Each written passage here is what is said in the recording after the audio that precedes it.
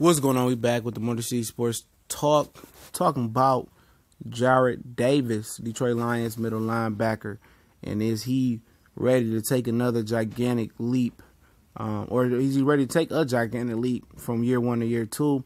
We know in the preseason he got burned by the New England Patriots and Tom Brady. Seemed to got better from that and looked good until he got injured in week 2 versus the Giants with a cheap shot by Odell Beckham Jr. And then it was up and down for him, man. The middle linebacker position is one of the toughest positions to learn in football. It's one of the hardest ones. It's the quarterback of defense, you know. A lot of times they look for the middle linebacker to call the plays and get people into positions and call the audibles up front. It's difficult. So can I rate, Jarrad Davis on his first year and say that's what his career going to be? No, it's a lot to learn. It's a lot to retain. Just long as he can, stay healthy. That's the number one thing. You gotta stay healthy. Best ability is availability. And for him, we gotta work on technique. Getting his feet together. Being ready to play the pass, zone, man coverage. Stuff of that nature. And I think he's gonna eventually get it. And a lot of people like the fact that Bob Quinn took Davis over Reuben Foster because Reuben Foster caught another charge. He caught a case. In the 49ers, and he was injured coming into the draft and got injured again this year. So it's looking like a terrible pick, but you can't judge. This ain't a sprint. This is a marathon. So can Reuben Foster end up being a better player than Jarrad Davis and not get in trouble again? Yeah, he could. He's a hell of a talent. But Davis has shown great character. Great parents. And he seems to be a good guy and fit the mold of what the Lions are looking for.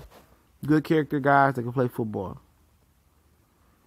And do I look for him to make another leap? Yeah, I'm looking for him to be the best defensive player on this team. Period. And was that kind of a case that he didn't have a good running mate last year that kind of hurt his play as linebacker? Hell yeah. Tyre Whitehead ain't been shit since he moved to the outside.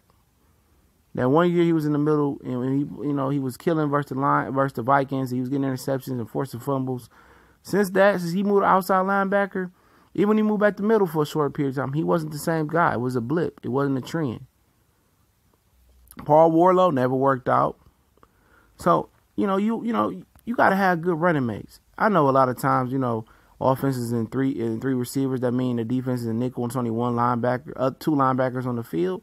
But at least got to have somebody that's pretty good. The Lions linebacker's been piss poor. Can Devin Kennard be a good linebacker? I don't know. I never heard of the guy.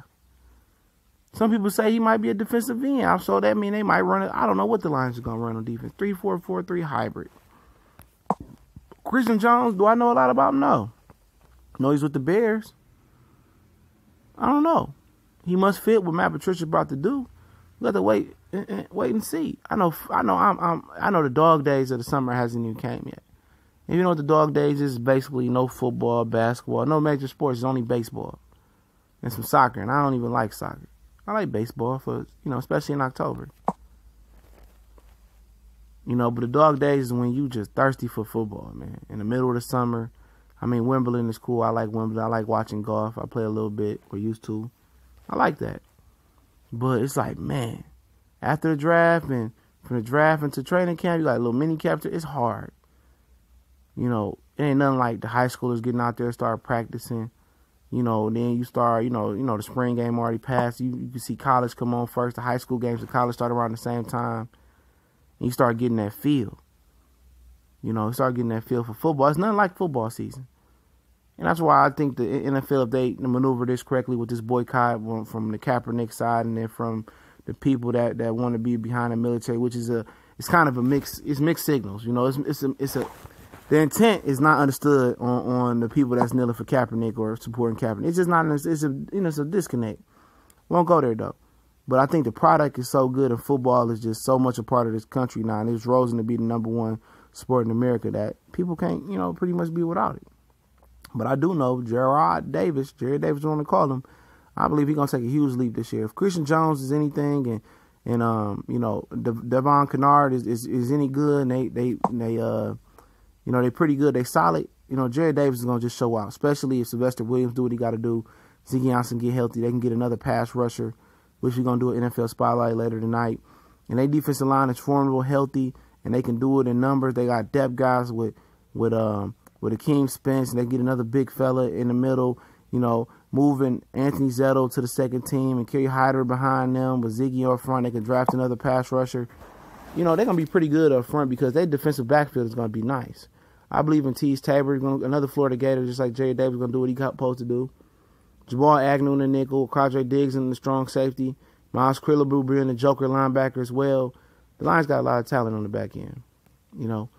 And I think, especially if Agnew develops and Tease Tabor develops as well, especially with Jarrad Davis. Last year's draft might prove to be very, very valuable to this team. And this year's draft, and they can draft another good year. Bob Quinn had 2 good drafts back to back, I believe. Going into the third one, if you can